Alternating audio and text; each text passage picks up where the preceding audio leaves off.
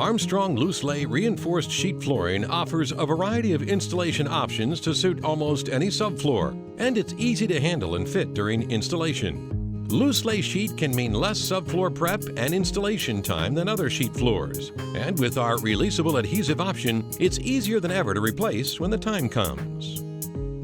To properly install an Armstrong loose lay sheet floor, you'll need the flooring, adhesive and notch trowel, acrylic double-face tape, and seam adhesive.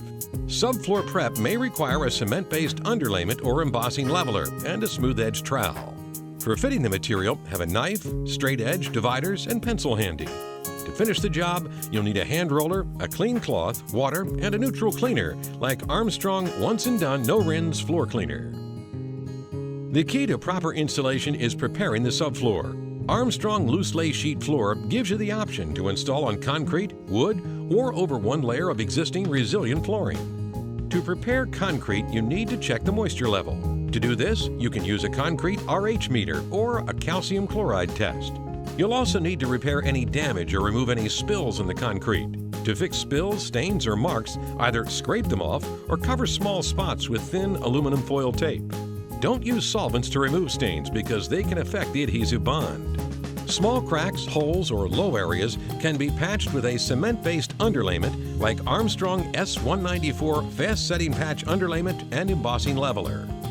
To prepare a wood subfloor, always check to be sure it's dry, flat, smooth, and structurally sound.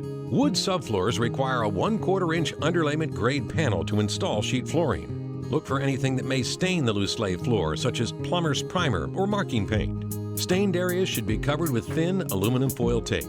Patch dense or damaged areas with a cement-based patch, such as Armstrong S194 Fast Setting Patch Underlayment and Embossing Leveler mixed with S195 Underlayment Additive. Existing resilient floors are easy to prepare. You can install on top of one layer of existing flooring if it's non-cushioned or felt-backed and installed with a full spread glue method. Remove any soil or cleaning product residue with a stripper such as Armstrong New Beginning Extra Strength Floor Stripper. Cut out and patch any loose areas and level the embossed texture with Armstrong S194 Fast Setting Patch Underlayment and Embossing Leveler mixed with Armstrong S195 Underlayment Additive. Depending on the layout of the room and the preferences of the installer, there are several methods of fitting. First, we recommend making a vertical safety cut in the flooring that flashes up the wall. These cuts allow the material to be pushed down to the juncture of the wall and the floor and take the shape of the wall. Be careful, don't cut too deep into the material that it shows in the finished job. Then, freehand trim the material so there's about 1.5 inches remaining up the sides of each wall. Next, if the material is being installed against a straight wall or molding, strip measuring is a simple way to ensure a good fit. First, strip measure the corners by cutting a 2-inch wide strip and cut a 45-degree angle on the end. Place the 45-degree cut end into the corner, then fold back and mark the sheet on the 45 to make your diagonal cut. If you need to cut completely around or on 3 sides of an object, flash the material up the front of the object and push it in against the juncture of the floor and the object. Slit the material almost to the floor. You can use a small cross cut at the bottom to keep this cut from tearing into the material. Work the material down to the floor, relieving any strain at pressure points by cutting the material flat to the floor at every place where pressure occurs. One big benefit of loose lay flooring is that you can use releasable adhesive, which allows for easy replacement or repairs.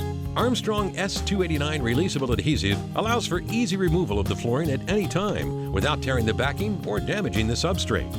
To begin, lap back the cut piece halfway or remove it entirely if you prefer.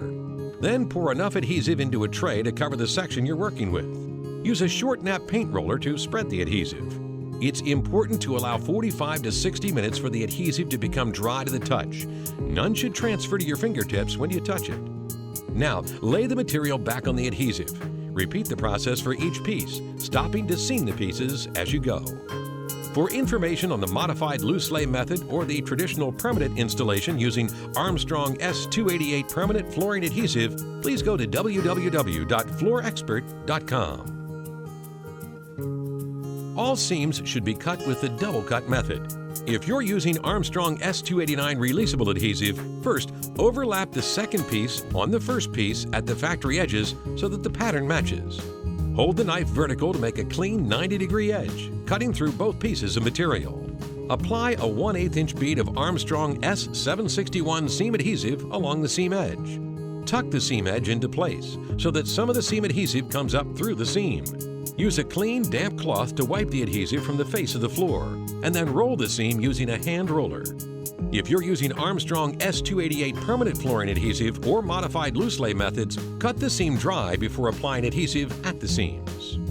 Adhesive is easiest to clean up when it's wet, using a clean white cloth dampened with water.